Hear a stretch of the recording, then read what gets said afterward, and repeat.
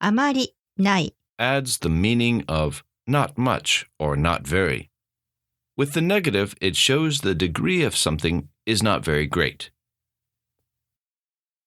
ジェーンはあまりケーキを食べませんでした。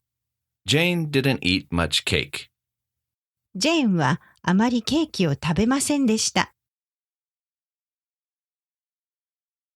ジェーンはあまりケーキを食べませんでした。日本語はあまりわかりません。I don't know much Japanese. 日本語はあまりわかりません。日本語はあまりわかりません。Another form is あまりにも。which flips the meaning to excessive. あなたの態度はあまりにもひどいです。Your attitude is excessively horrible. あなたの態度はあまりにもひどいです。あなたの態度はあまりにもひどいです。